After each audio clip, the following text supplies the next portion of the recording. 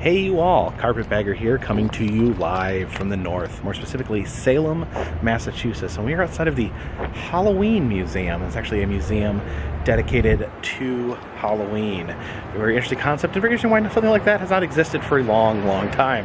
So we're going to check that out. Follow me.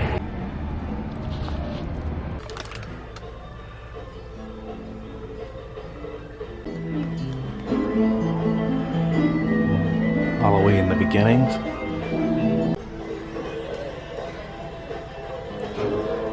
This is the Salem Psychic Fair. See Zoltar-like creature right there.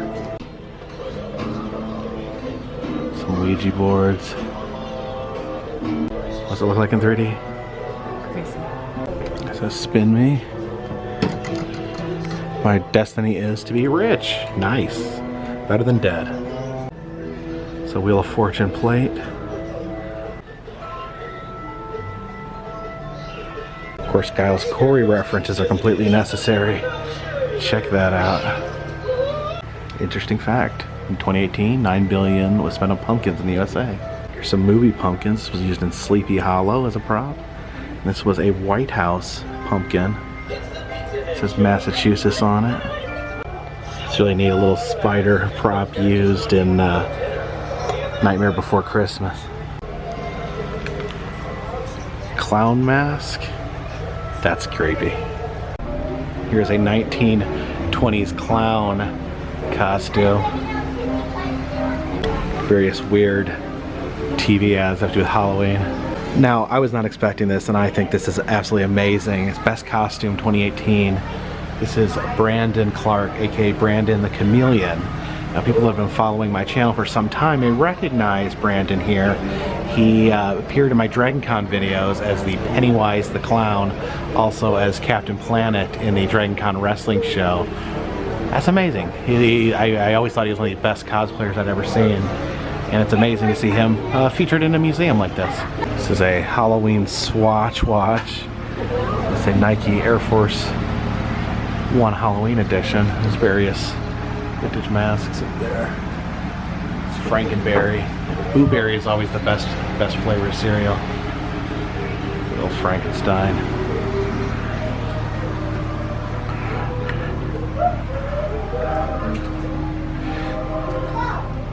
Is it spooky in here? It's the Grand Turk. You can see a crow up there. And I guess this is the Salem's Custom House. Cemetery Gallows Hill. I remember these very fondly. These McDonald's Boo buckets. Use these for everything. These were like Tupperware in our house. There's Charlie Brown Snow Globe.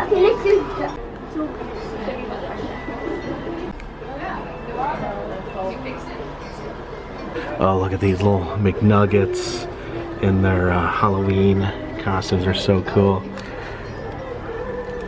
What's this? The Bewitched game?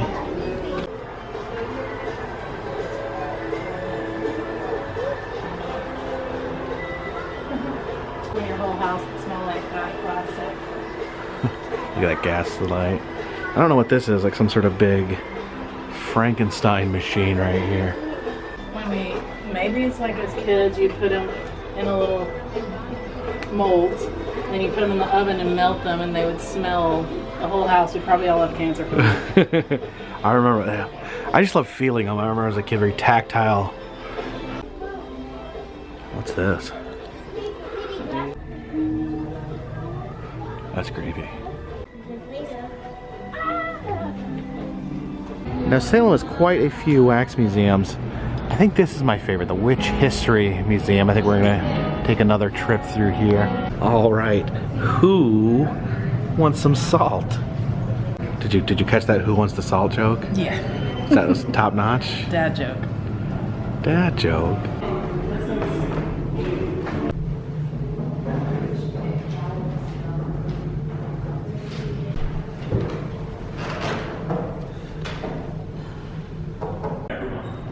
Welcome to the Witch History Museum. My name is Andrew. I'll be your tour guide.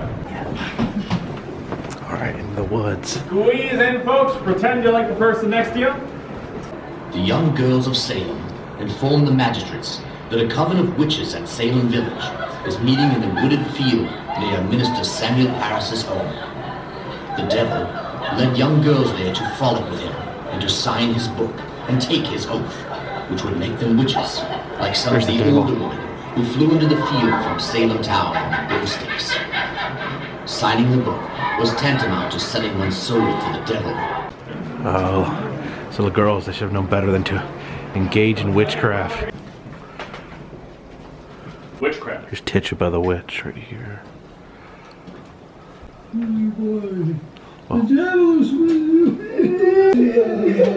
It was Reverend Samuel Parris's slave, Tituba, and her husband, John Indian. It's likely Briggs would have been able to diagnose it. It's also thought that members of the community might have ingested ergot, a mold grown on wheat and barley, produces LSD-like hallucinations. Regardless, hysteria quickly spread beyond the boundaries of Salem and developed 34 towns and villages in total, everywhere and everyone from Boston all the way up to the border of New Hampshire. Of being called a witch, brother turned on sister.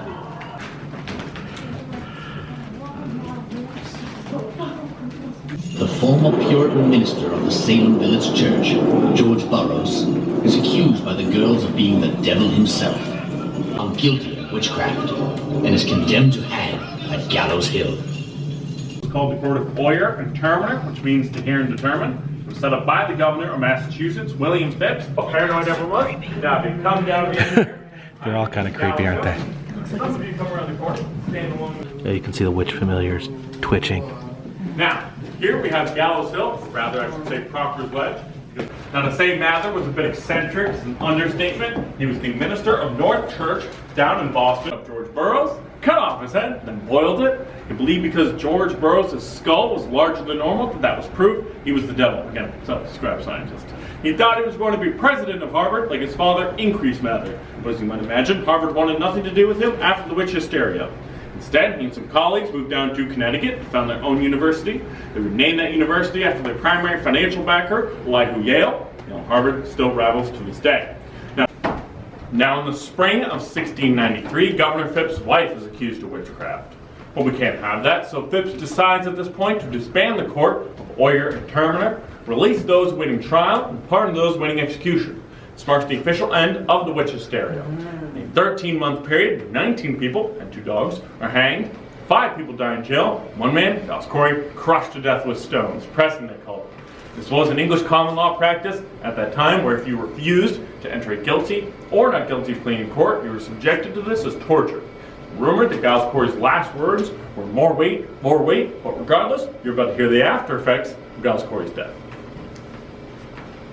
On September 19th, 1692, he was laid in a pit and crushed to death with stones by Sheriff Corwin and his deputies, cursing Salem and the sheriff as he died.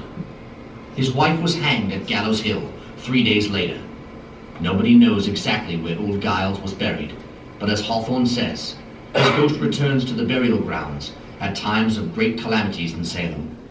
All right, this way, let's check out the burying point, the oldest burying ground in the city of Salem.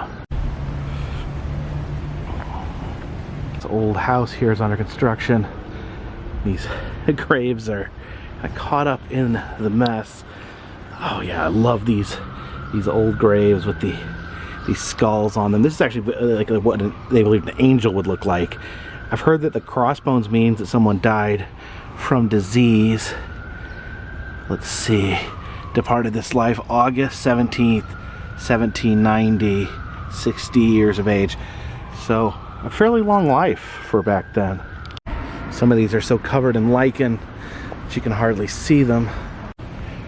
Oh yeah, look at that. In memory of Elizabeth Forrest. See the power of nature as this giant tree sprouts up here. It looks like it's pushing all these little gravestones aside. Just look at the crazy detail on that one. Look at there's like 2 skulls, one on top of one another.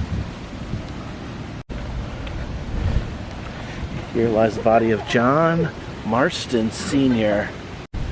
Yeah, it just looks like these little gravestones just been pushed apart. See, these have like the little cherub style angels on them.